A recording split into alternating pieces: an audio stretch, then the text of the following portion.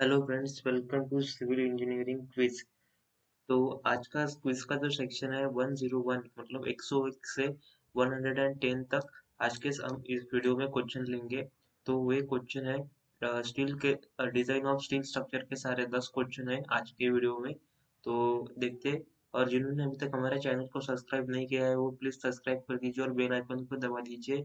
हम डेली नए civil engineering के जॉब्स के अपडेट डालते रहते हैं और डेली हम क्विज और इंटरव्यू क्वेश्चन डालते रहते हैं। और ये जो सीरीज है अपनी क्वेश्चन नंबर 1 से लेकर अभी तक 110 तक आज कवर हो जाएंगे क्वेश्चंस। तो और ये कंटिन्यू रहेंगी सीरीज और इंटरव्यू क्वेश्चन भी हम डालते रहते हैं। तो आप चैनल को सब्सक्राइब कर दीजिए और बेल आइकन को दबा दीजिए।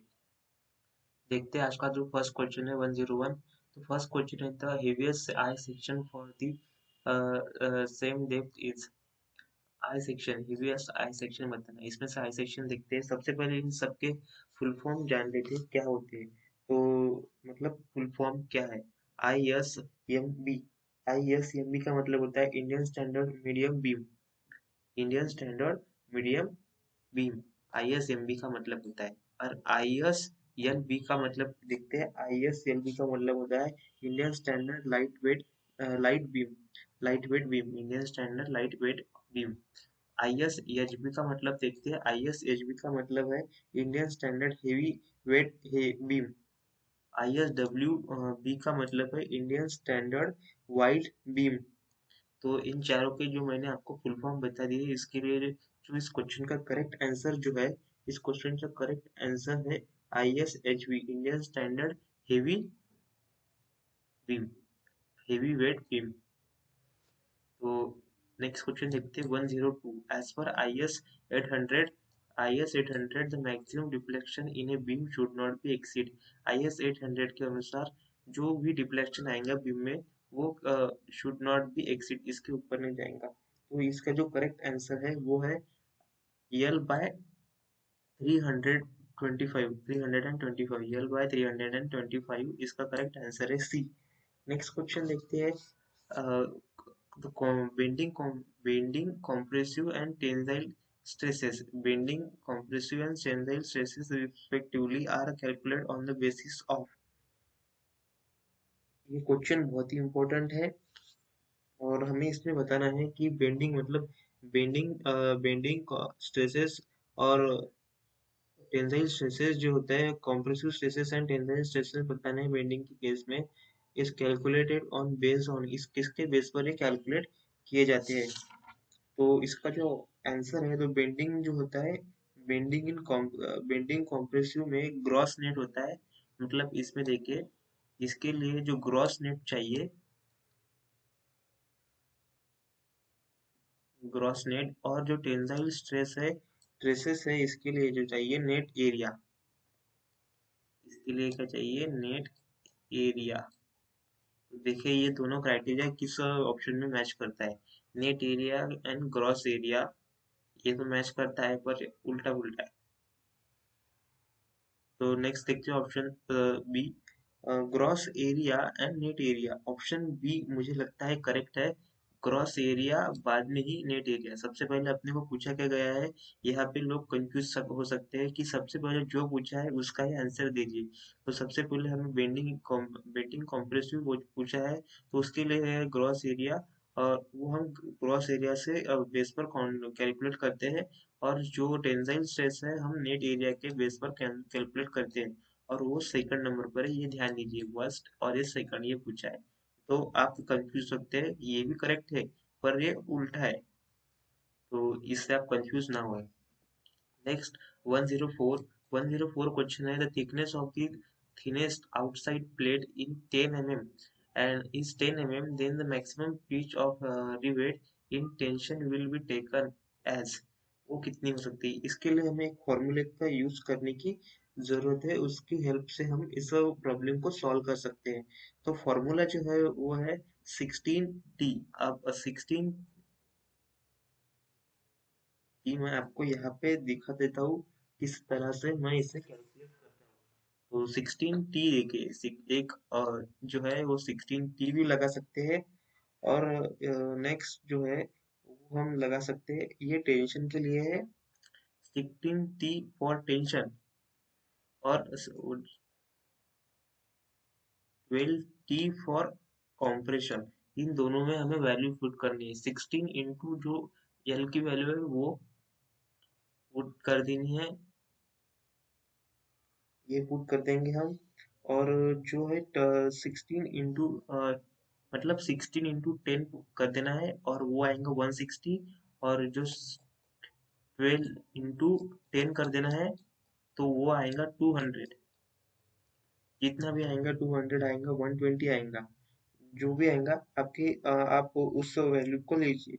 और इन दोनों के बीच में जो स्मॉलर आंसर होगा, मतलब इसका जो आया 160, इसका जो आया 200, तो इसका जो स्मॉलर वन होगा, स्मॉलर जो वैल्यू होंगी इसकी, तो उस इन दोनों के बीच का जो आंसर है वो हमें लेना है। तो इसका जो करेक्ट आंसर आएगा 160 आएगा, ये सबसे स्मॉलर आएगा, स्मॉलर वन हमें सिलेक्ट कर लेना है। Correct answer is 16 160। Correct answer है अपना 160। नेक्स्ट क्वेश्चन देखते हैं। जो 105 नंबर क्वेश्चन है, ये IS 800 के अज्यूम पे और बेसिस पे हमें बताना है कि जो स्लैब का बेस है, thickness of the slab base is given by, ये फॉर्मूला हमें बताना है IS 800 के हिसाब से। स्लैब बेस के लिए थिकनेस क्या होंगी, किस फॉर्मूले का यूज करेंगे हम। तो उसके लिए जो करेक्ट आंसर है, ये सेकंड नंबर का फॉर्मूला है। आप इसे फॉर्मूले को ध्यान से एक दो बार प्रैक्टिस कर लीजिए इसकी, तो ये आपके ध्यान में आ जाएगा। 3WFB अंडर रूट, सभी अंडर रूट में, under root 3WFB into a square minus b square by 4 bracket complete. तो ये जो फॉर्मूला इसके लिए बी इस ऑप्शन इज करेक्ट। नेक्स्ट देखिए question 106। Which of the following type of the rivet joint are is free from the bending stresses? ऐसा कौन सा रिवेट जॉइंट है वो बेंडिंग स्ट्रेसेस से फ्री है, वो उस पर बेंडिंग स्ट्रेस का कोई ये नहीं होता, इफेक्ट नहीं होता, इफेक्ट नहीं होता है।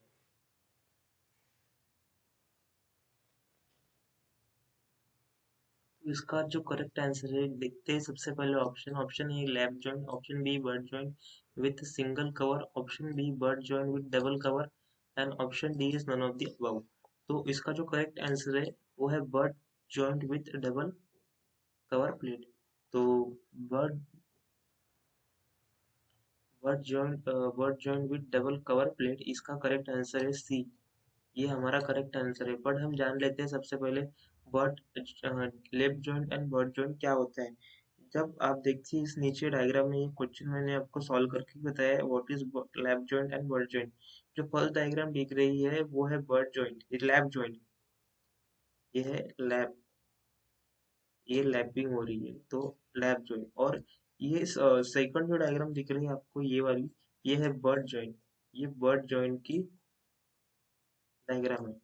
तो बर्ड जॉइंट क्या कहते हैं, तो when two members are connected together by overlapping, जब कोई दो मेंबर कनेक्ट हो बाय ओवरलैपिंग से, and rivet intersect in overlap section, तो इसे कहते हैं बर्ड जॉइंट। और इसे इस तरफ पी और ये इस तरफ इस डायरेक्शन में, ये भी इस डायरेक्शन में, ये भी इस डायरेक्शन में, दोनों डायरेक्शन में, इसे क्या कहते हैं हम, इस आप ये फिगर में देख पा रहे होंगे, इन दोनों जॉइंट को ही कहते हैं, ये बीच में,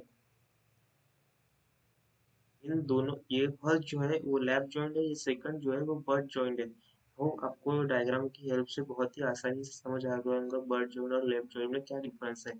अब आपको ये प्रैक्टिकली समझ आ गया होगा। नेक्स्ट 108 क्वेश्चन देखते हैं। तो minimum pitch of the rivet shall not be less than, shall not rivets shall not be less than the, इसका जो करेक्ट आंसर देखते हैं, इसका करेक्ट आंसर है 2.5 डी, 2.5 डी, इसके लिए करेक्ट आंसर 2.5 डी है। नेक्स्ट क्वेश्चन, मतलब आप मैक्सिमम पिच, मतलब इसका मैं आपको एक्सप्लेनेशन देता हूँ। ये देखिए, ये जो है यहाँ पे, ये सेंटर का गोल, ये, तो इन दोनों से सेंटर टू सेंटर डिस्टेंस, इन दोनों का जो सेंटर टू सेंटर डिस्टेंस जो है, इसे ही क्या कहते हैं हम, पिच, इसे ही क्या कहते हैं हम, पिच। होप आपको पिच एकदम समझ आ गया होगा क्या होता है पिच। तो ये सेंटर टू सेंटर डिस्टेंस ही होता है पिच, और ये जो मिनिमम रहता है 2.5 डी रहता है, और मैक्सिमम जो रहता है वो 32 times of the thickness of the plate. मतलब इस प्लेट की जो थिकनेस है उसके 32 टाइम जब होता है तब वो मैक्सिमम के लिए मैक्सिमम पिच होता है। और जो मिनिमम पिच होता है वो 2.5 डी होता है। तो अब आपको कोई मिनिमम पिच पूछे तो 2.5 डी है, और अगर मैक्सिमम पिच पूछे तो 300 mm भी बोल सकते हैं, ऑप्शन में 300 mm भी दे सकते हैं, और 32 times of the thinner of the thickness of the plate, तो उसके हिसाब से भी वो दे सकते हैं। ये दोनों आप ध्यान दीजिए, इस पर बहुत सारे एमसीक्यू आपके बन सकते हैं। ये आपका बहुत ही, मतलब यहाँ पे आपको बहुत सारे एमसीक्यू आपके तैयार हो सकते हैं एग्जाम में। तो ये आपको मैंने एग्जाम के तौर पर समझा है, तो ये आपको प्रॉपर समझ आ गया होगा। नेक्स्ट देखते हैं 109। The thickness of the plate to be connected by a rivet of 16 mm, then the suitable size of the rivet as per Union's formula should be। तो ये यूनियंस फॉर्मूला है, इसमें अपने को सिर्फ वैल्यू पुट कर देनी है। 6 into under root t, 6 into under root t, 6 into जो अंडर रूट 16 कर देना है। जो आंसर आएगा वो अपना जो करेक्ट आंसर, मतलब इसका वो आंसर है 24 mm अपना answer C is correct. Next question देखते हैं, the efficiency of the rivet joint having a minimum pitch as per IS 800। IS 800 के अकॉर्डिंग है तो ये सब फिक्स ही होगा। Efficiency of the rivet joint having minimum pitch as per IS 800 के अनुसार, तो इसका जो करेक्ट आंसर है वो है 60%। 60% इसका करेक्ट आंसर है। तो efficiency of the rivet joint is equal to the least strength of the rivet joint। ये आप लिख लीजिए, the least strength of the rivet joint upon strength of the solid plate। और देखिए strength of the solid plate, और में देख सकते हैं आप, जो इफेक्टिव रिवेट जॉइंट होता है पर pitch width is 0.6 to 60%। Points कभी कभी यहाँ पे अपने को पॉइंट में नहीं पूछा है, तो हम पॉइंट नहीं बता सकते, 0.6% भी ऑप्शन आएगा तो ये करेक्ट होगा। यहाँ पे आप ध्यान दीजिए, ये 0.4, 0.5, 0.6 और 0.7 ऐसे पूछे तो 0.6 ही आप यहाँ पे कंफ्यूज ना हुए कि यहाँ पे इन्होंने परसेंट में पूछा है तो अगली बार वो परसेंट में ही पूछ नहीं सकते, वो पॉइंट में भी पूछ सकते हैं और परसेंट में भी पूछ सकते हैं। तो यहाँ से आप इस लाइन को याद रखिए। Efficiency of the rivet joint having minimum pitch as per IS 800 is 0.6 और 60%। होप आपको ये 10 क्वेश्चन समझ आ गए होंगे। वीडियो अच्छा लगा होगा तो वीडियो को लाइक कर दे, चैनल को सब्सक्राइब